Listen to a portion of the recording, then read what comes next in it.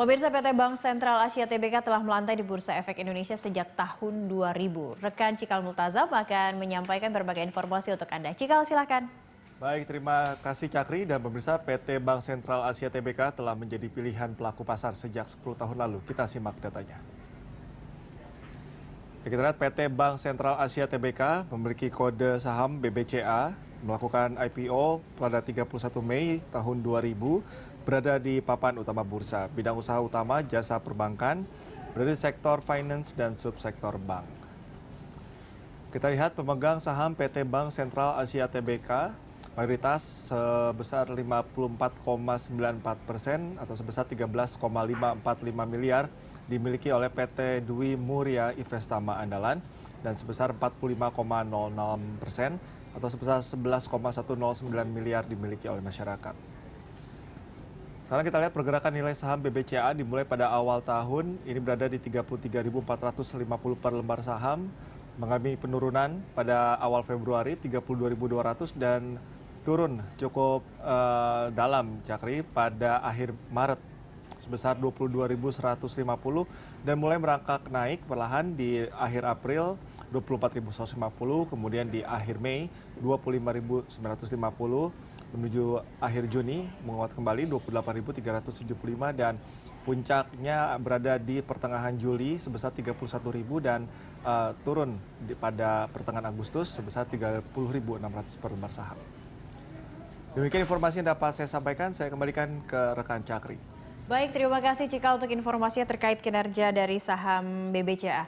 Nah, Mas Nafan, kalau tadi kita lihat 33.450 itu harga tertinggi di awal tahun, lalu sempat terprosok tajam di 22.000, tapi perlahan ini trennya juga ada penguatan terus sampai ke 30.900 ya di hari ini, kemarin dan di hari ini.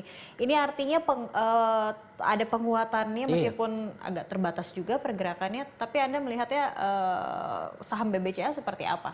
Oke, di sini kalau saya amati mungkin penguatan yang mulai terbatas itu pun juga saya pikir para pelaku pasar melihat dari sisi kinerja PBV dari BCA itu memang termasuk yang ini ya lebih tinggi dibandingkan dalam bank buku 4. Saya ingat sih 4, kisarannya 4 kali begitu ya.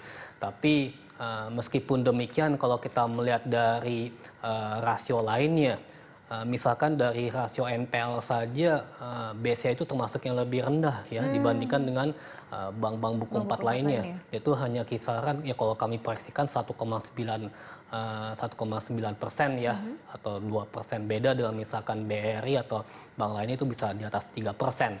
Ya memang kita pikir bahwasannya karena ada faktor COVID-19 tersebut juga membuat para pelaku pasar pun juga kesulitan dalam hal misalkan melakukan pelunasan kredit sehingga OJK pun juga mengeluarkan kebijakan dalam hal restrukturisasi kredit.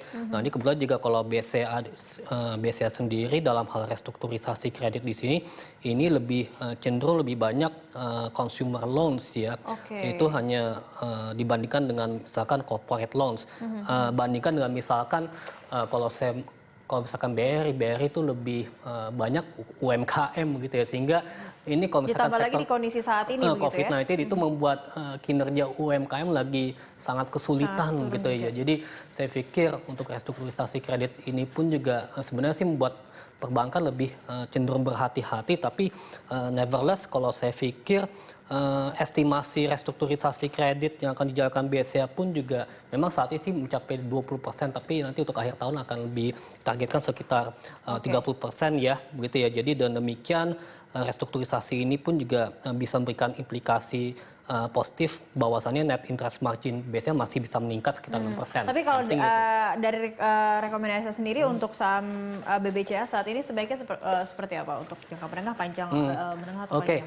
Saya melihat dari sisi analisis teknikal ya. Kalau dari monthly chart di sini terpantau bahwasannya sejak tahun 2006 saja itu dari level 2.500 hingga sekarang itu uptrend ya. Itu dari 2.500 ke bawah hingga 36.000 itu bagi investor yang berinvestasi jangka panjang pun juga bisa mendapatkan keuntungan yang lebih signifikan. Jadi bisa rekomendasi buy untuk BBCA? Ini kalau dari monthly chart. Kalau dari daily chart saya melihat bahwasannya memang meskipun BCA sedang mengalami konsolidasi wajar, tapi yang penting sudah berada di atas garis median di sekitar 29.000 ya begitu. Jadi otomatis saya pikir maintain buy bisa dilakukan. Target price-nya estimasi buying climax dari BCA itu adalah di level 36.700. 36.000. Oke, baik. Nah, ini bisa bersiap-siap mungkin para pelaku pasar untuk bisa menyasar BBCA Iya, begitu ya. karena Terima kinerja kasih. fundamentalnya akan positif di tahun 2021. 2021. dan Oke.